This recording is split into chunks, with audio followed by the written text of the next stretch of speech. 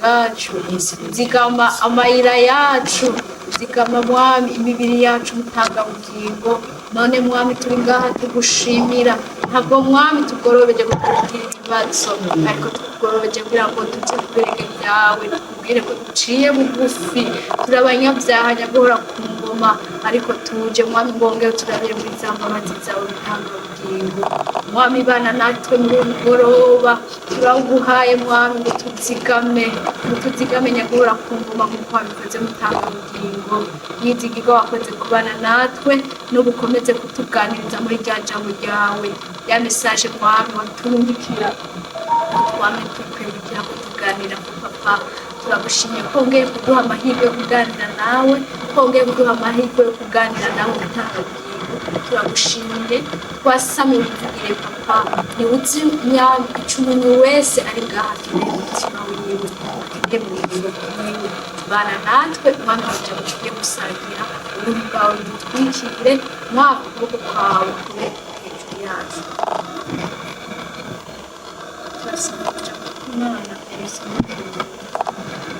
biruka 19 gutyo tumusubira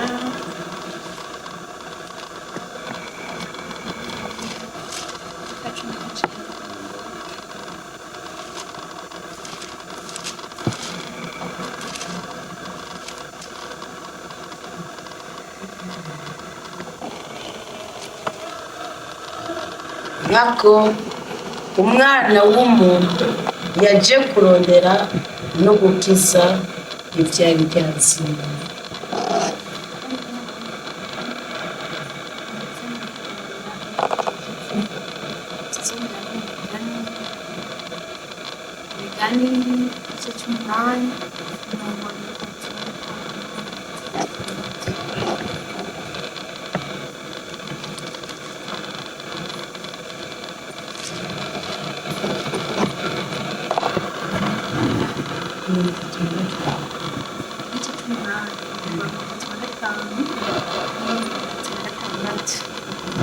Bibiliya avuga ngo mwako uwundose abaronse ubuzima kandi azorabwa ryiza n'umukama, ariko uwuncumurako abagiriye nabi umutima wiwe. Abanyanka bose baba bakunze urupfu.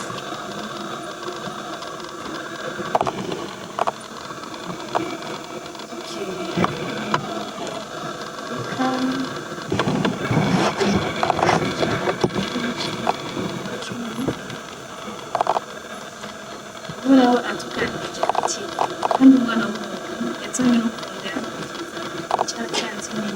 Amen. Amen.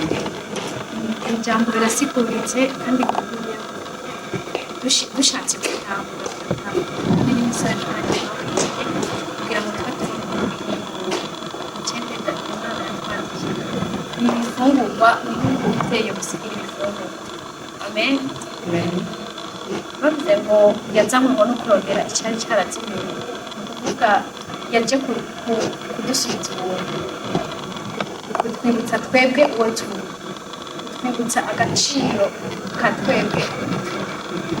Yaje kurondera twebwe, yaje kurondera umwambaro icyazimiye muri twebwe.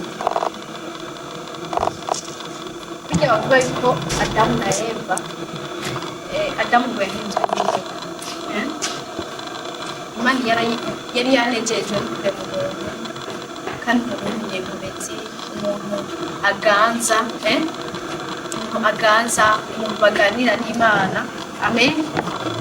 Ni ukuvuga icyo biri ishatse kutubwira, ishatse kutwibutsa ngo Imana rero kugira ngo yongere izane Yesu, turabire mu mbabazi za Yesu ku musaraba. Ni ukuvuga yashatse kuraba cya kintu cyakura Adamu akizera ikindi kintu kirengeye Imana, nicyo kintu akikura ikindi kintu kirengeye Imana, ikindi kintu kirengeye ubushobozi yari yahawe n'Imana, akabona ko umenga hari n'ibindi bintu. Inzoka yamwenza ati kirya camwa ntukirya, Imana yase kugira ubwenge bw'Imana, ati yase kumenya ikibi n'iciza. rero imana yashatse yesu yaje icyamuzanye adamu na eva yarababona mugabo yashatse kubarabira mu babaza aravuga ati basi ko bakoze icaha reka turabe novuga yuko yesu yaje nka adamu wa kabiri yaje nka adamu wa kabiri kubera ko twebwe kubwiwe twarahariwe amen kubwiwe twarahariwe aha rero mu migani urabona ko havuga ngo migani hacavuga ngo kuko mbona wese ababonye ubugingo kandi azotoreshwa n'uhoraho amen umuntu afise imana aba afise ubuzima aba afise ubugingo kuko no mu rupfu imana murajana iraguherekeza twebwe umwana w'umuntu uko yagukunda kose nta n'umwe turabura abavyeyi muga turavuga ngo reka turyamane hariya kubera ko nagukunda amen ariko imana irajana ivuga ati nzoba hafi yawe igihe cyose kandi koko yesu yavuze ko agiye kugutegurira amazi muga ngo adusigiye umwitsi ari we mpembe yera mpembe yera rero niwe tukiri kumwe niwe turacari kumwe ariko umurondeye uramuronka ariko utamurondeye nuko mbona wese ababonye ubugingo dufise imana dufise byose bene amen dufise imana ntitwiganyira dufise imana dufise ubuzima kandi azotuneshwa n'uhoraho ni kurya bavuga ryaje bavuga ngo utungishijwe n'imana bavuga ngo utungishijwe umuntu atungishijwe n'umutungo w'imana nta mubabaro wivangamo amen ukuvuga ikintu hawe n'imana ngo kindwa n'amasengesho si dayimoni iguha ikintu ikakobirija ngo nzopfa woza nzokwambara ibirato abantu twubaha imana basha kurya tubona yuko perezida bafise ingabo zigenda zimukikije ko natwe isi y'umwuka tuba dufise ingabo tugendana nazo amen tugenda turinzwe n'ubuntu bw'imana wari kuncumuyeko aba yankije ubugingo bwiwe wenyene abanyanka bose bakunda urupfu haleluya ngo abamwanka bose ngo bakunda urupfu rw'uhereye wowe urashobora gupfa ikintu n'umuntu ukavuga ati jewe rero ahaye iki reka nanje ndagukunda no basi nk'akarorero kare nagiye numva umuntu ngo yishe umugore wiwe babimutiye harya pedetse bapfuye ikintu kikanaka gituma utamukunda ubutamukunda aba yasura ubugingo bwiwe iyo aba yakunda ubugingo bwiwe ntiyari kwica umugore wiwe gituma yasura ubugingo bwiwe nawe eske inyuma yo gupfa hari ukuntu aza kuronka naza kubaho nta mahoro aza kugira haleluya ijambo ry'imana rero norifata nk'uko nkurya umubyeyi agusigira ibifungurwa agusigira ibifungurwa akakubwira ati sawa wowe soke uraza kubiraba nagusigiye ibyo kurya nagusigiye ivyamwa hariya nagusigiye amavuta muri frigo bibiliya niko je numva noyifata ni ijambo ry'imana n'ibifungurwa imana yagusigiye akakubwira ati jewe rero ndasohotse mwana wanje ndagiye gato mugacu uza ukenera cose uriha muri frigo eske wowe umuvyeyi umwana ni wasanga aryamye nigeze y'ikintu na kimwe wowe urababara nk'umuvyeyi ariko nyamba yapfuye ntuca umugarura ni igihano wenyene yihaye twebwe rero ibintu byose tubyibuzwa cyo gutuma ngo umwanka wese yanka ubugingo bwiwe kuko kwinjira mu masengesho kwinjira mu idamba ry'amasengesho twafise inyishu y'ibibazo byose kuko nawe nyene n'Imana iravuga ati nimumpamagare nimuguruze muzokugururirwa turafise gusengera ikintu ukavuga ati jewe rero ngire fukame senga ikintu ngire sengere akazi kiwanje urashobora gusengera kandi ngo nimwasaba ikintu mwizere yuko mwagihawe ubu je ndashobora kuvuga ati ndasengeye akazi izere kugahawe hajya hano uzoja kudepoza barashobora kubona ko ata mpamvu yo guha akazi mugabo diplome yawe bakavuga ati uyu muntu arakwiye akazi nta mpamvu tuba twamuha akazi mugabo turamuhaye akazi kubera iki wasabye akazi nyene akazi nyene byose nyene ubushobozi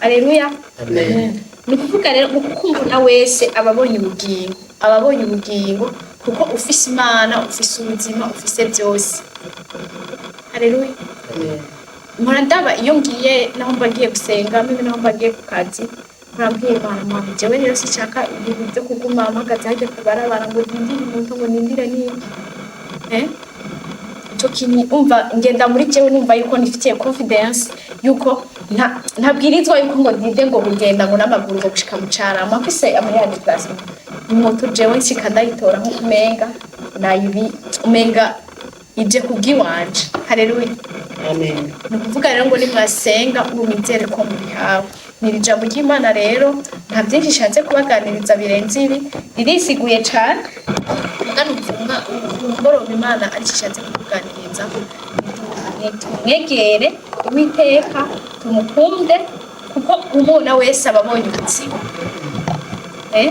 ariko umucumuye ko yagirije ubugingo bwiwe niwanka Imana nizonya se wonyene ubwiwawe wagirije ibyawe ni wonyene ubwiwawe winyanse haleluya ni kujya uvuga ati jewe umuvyeyi wanje twavuye ikintu numva ntamukunda umukunda mugabo uratashe mu nzu yiwe wese wamwirije umutima wawe haleluya amen nuko rero Uwiteka abamugisha Yesu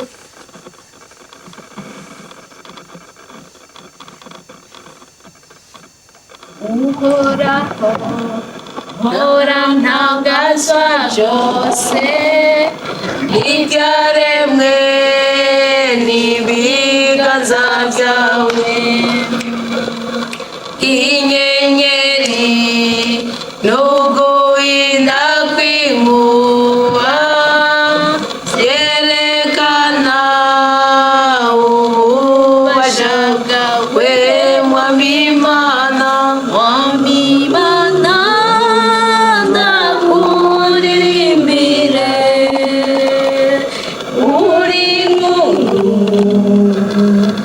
uri nkuru mwami Imana ndakuririmbire uri nkuru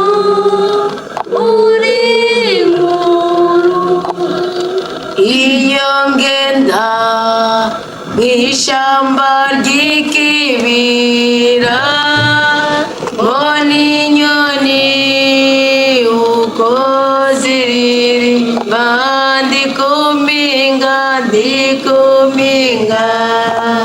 ndende ndaba mu mwonga mbona imigezi nkumva imiyaga mwami Imana ndakuririmbire uri nkuru mwami Imana ndakuririmbire uri nkuru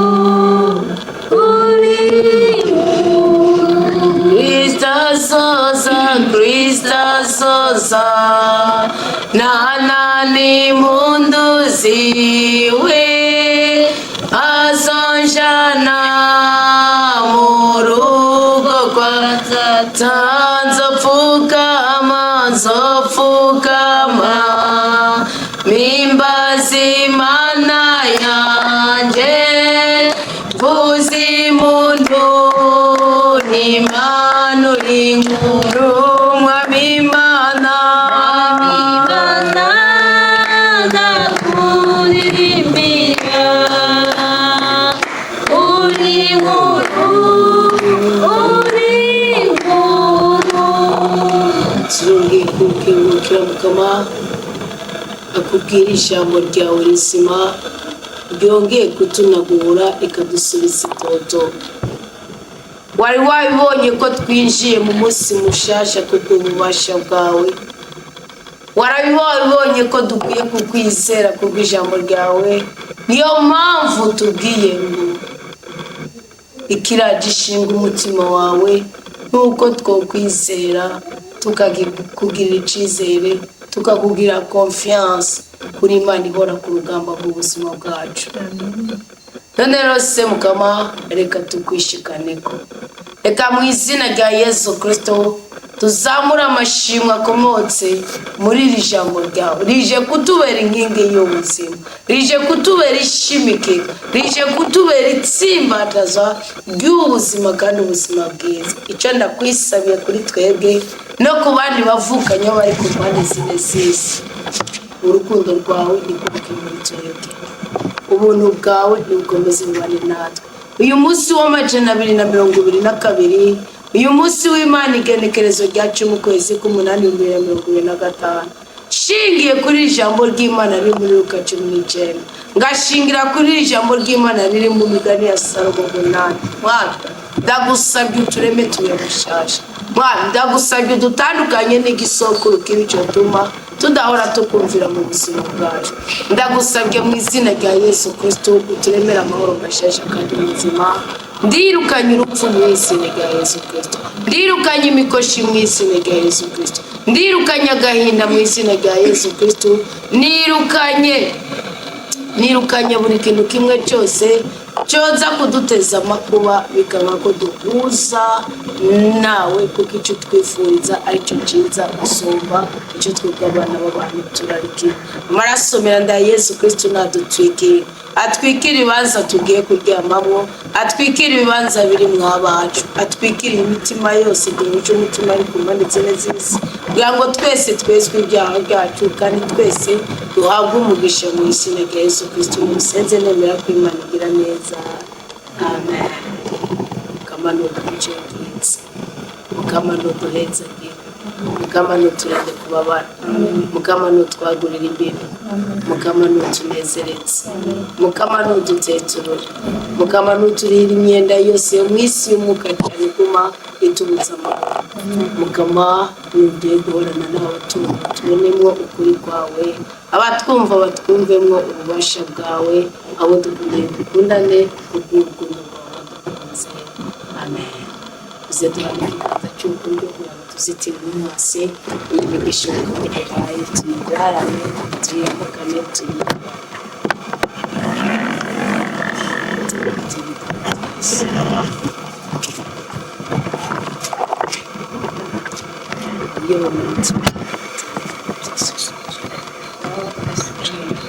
izina ryawe ubwami bwawe n'ubuture hose, ibyo ushaka n'ibiriho ku isi no mu ijuru. Duhe ibyo kurya bidukwiye uyu munsi, turekure ibicumuro byacu nk'uko natwe turekuriye abatugirira, ntuterane ibitwosha nabi, nyamara dukizakare kuko ari wowe ugaba byose, ari wowe uri maso yose, ukamuduhezagire tugirire neza izina ryawe tugirire. Et joie du Christ. Amen. Alléluia. Paix et joie du Christ. Paix et joie du Christ. Paix et joie du Christ.